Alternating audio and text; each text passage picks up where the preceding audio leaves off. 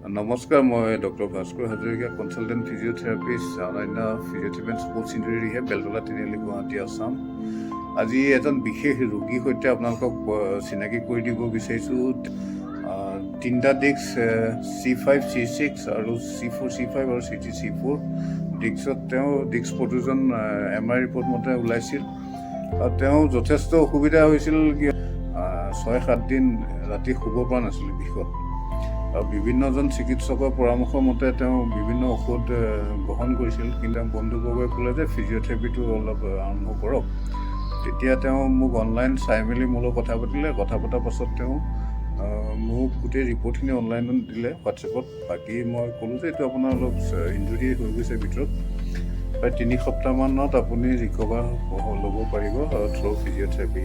তেওঁ আজি মোৰ লগত আছে। এখেতে 21 দিনৰ ট্ৰিটমেণ্টটো প্ৰায় শেষ হ'ল। ইতিমধ্যে তেওঁ সম্পূৰ্ণ ৰিকভাৰ হৈ গৈছে বুলি ক'ব পাৰি।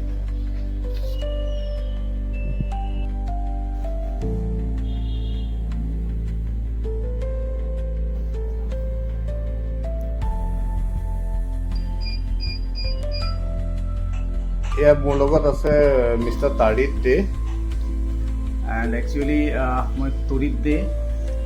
মই যিটো কণ্ডিশ্যনত হৈছিলোঁ, মানে আপোনালোকক মই কি ক'ম, একচুৱেলি 3-4টামান ভাল অৰ্থপেডিক দেখাইছোঁ মই গুৱাহাটীত। নামটো নকওঁ বাৰু, বাদ দিয়ক। এখেতে যি প্ৰেছক্ৰিপশ্যন কৰিছে মই দৰৱকেইটা লৈছিলোঁ। মই বিষত মোটামুটি এপ্ৰক্সিমেটলি 6 ছেকেণ্ডৰ কাৰণে হ'ব পৰা নাছিলোঁ। তাৰপিছত মোক ক'লে কি যে নাই, অলপ ফিজিঅ'থেৰাপিৰ লগত এটা কথা পাতিব। কিহৰ কাৰণে মই সেইটো আল্টিমেটলি বহুত জেগাত পঠাই আছিলোঁ। বহুত মানুহে পাটনা যাবলৈ কয়, পাটনাৰ টিকেটো কাটি দিছিলে, এনেকুৱা অৱস্থা। তাৰপিছত মই আহিলোঁ ইয়াত অনন্য ফিজিঅ'থেৰাপিত। এখেতৰ বিষয়ত মই শুনিলোঁ। শুনাৰ পিছত মানে ষ্টাডিও কৰিলোঁ বাৰু গুগলত বহুতখিনি। অহাৰ পিছত মোটামুটি আপোনাৰ এখেতে মই ষ্টাৰ্টিঙত মোক ক'লে কি আপোনাৰ এইটো 2-3 সপ্তাহমান লাগিব। মই এগ্ৰি উইথ ইউ।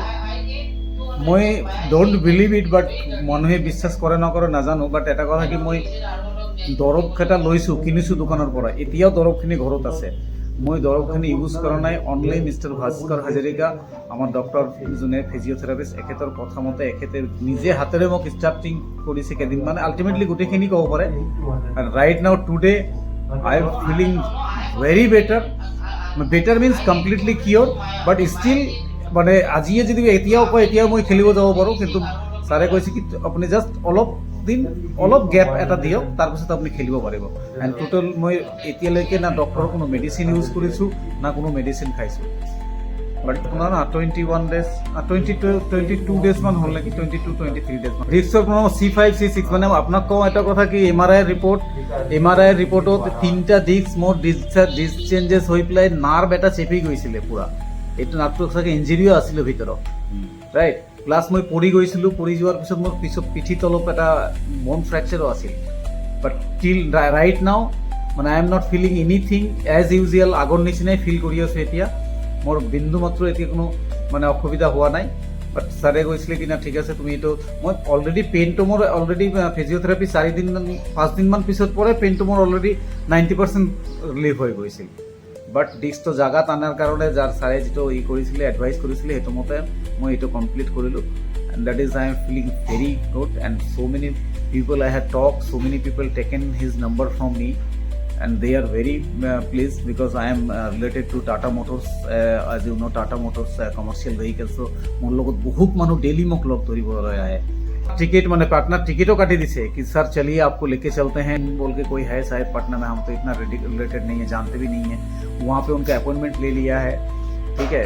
स्टिल हमने बोला नहीं, हम एक बार फिजियोथेरेपी में ही जाएगा, क्योंकि दिस टाइप ऑफ थिंग्स मेरे लगा मतलब स्टडी करके फिजियोथेरेपी के बारे में कि ये सब चीज़ जो है ये थेरापिस्ट से ही क्योरेबल है। दूसरा जगह में ये स्टॉपेबल है, मतलब पेन स्टॉप कर देगा कुछ दिन के लिए, 2 साल 1 साल के लिए। बट क्योरेबल जो चीज़ है वो फिजियोथेरेपी के अलावा दूसरा ये सब चीज़ में नहीं हो सकता है। Thank you sir.